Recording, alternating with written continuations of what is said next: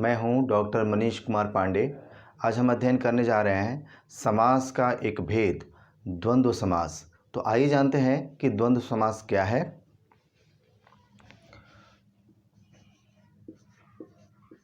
द्वंद्व समास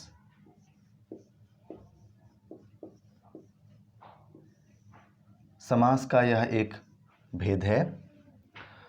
जैसा कि हम जानते हैं कि समास में हम दो पदों को जोड़ते हैं, दो शब्दों को जोड़ने की कोशिश करते हैं, जोड़ते हैं।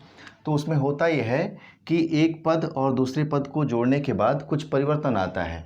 यहाँ जो परिवर्तन आता है कुछ इस प्रकार का होता है कि उसमें दोनों ही पद प्रधान होते हैं, दोनों ही महत्वपूर्ण होते हैं। आइए जानते हैं इसकी परिभाषा क्या है द्वंद्व समास की। द्वंद्व समास में होता है जब दोनों ही पद प्रधान हो तथा समास करने पर और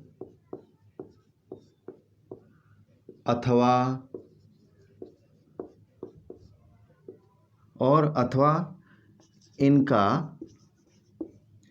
लोप हो जाए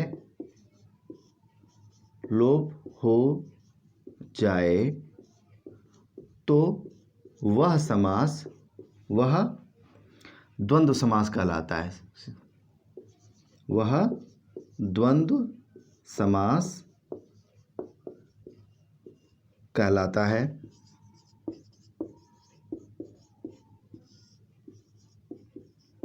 इसका विश्लेषण करके देखते हैं कि ये द्वंद्व समास क्यों होता है। द्वंद्व की स्थिति का मतलब ये होता है कि आगे पीछे आमने सामने दोनों ही तरफ की समानता होती है, एक तुलनात्मक अवस्था हो जाती है।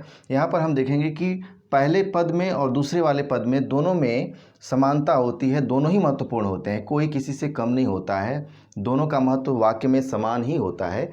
तो द्वंद्वात्मक स्थिति के कारण हम इसको द्वंद्व समास कहते हैं, दोनों ही प्रधान होते हैं। जैसे उदाहरण देख लेते हैं इसका।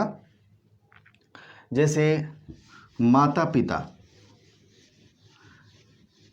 अगर हम इस शब्द का विश्लेषण करें तो हम पाएंगे कि इस समास में हम देख लेते हैं यहाँ पर माता पिता।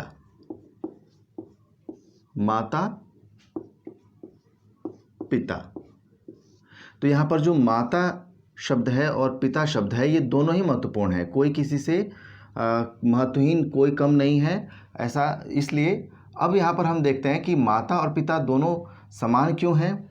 चूँकि वाक्य बनता है यह माता और पिता। तो यहाँ पर हम देख रहे हैं कि माता और पिता ये दोनों ही महत्वपूर्ण हैं और बीच में से जैसा कि हमने परिभाषा में देखा कि और, अथवा, तथा, ये जो योजक वाक्य होता है, शब्द होता है, ये हट जाता है बीच में से, तो बनता है ये माता और पिता। समस्त पद हमारा हुआ माता और पिता और इसमें और जो शब्द है ये हट जाएगा और दोनों ही शब्द महत्वपूर्ण रह जाते हैं। इसी तरह से दूसरे उदाहरण को देख लेते हैं। जैसे नर और नारी।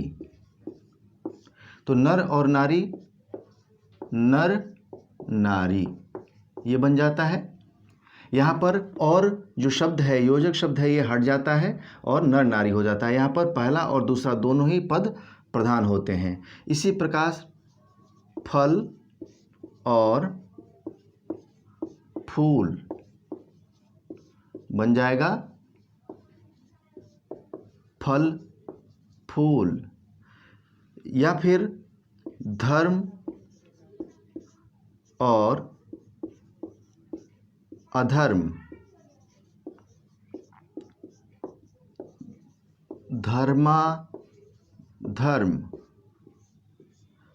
और योजक शब्द हट जाएगा यहाँ से। इसी प्रकार पाप और पुण्य, तो ये हो जाएगा पाप पुण्य, या फिर राधा और कृष्ण बन जाएगा राधा कृष्ण। सीता और राम बनता है सीता राम। ठीक है, तो ये इसके उदाहरण है जिससे हम पहचान जाएंगे कि द्वंद्व समास है, क्योंकि हम यहाँ पर देख रहे हैं कि एक तो जो और योजक शब्द है ये हट जाता है समस्त पद करने पे, और इस वाक्य में हम देख रहे हैं कि इस समास में क्या होता है कि पहला पद और दूसरा पद, पहला पद और दूसरा पद, ये देख रहे हैं हम समान रूप से कि ये दोनों ही महत्वपूर्ण होते हैं, दोनों ही का महत्व समान होता है, बराबर होता है, इसलिए यहाँ पर द्वंद्व समास होगा। इसकी परिभाषा बहुत सरल है, जिस समास में दोनों ही पद प्रधान हो, दोनों पद प्रधान हो और बीच में से योजक शब्द जैसे और, अथवा इत्यादि ये जो योजक शब्द हैं हट जाएं तो वो द्वंद्व समास कहलाता है। इस कक्षा में इतना ही। धन्यवाद।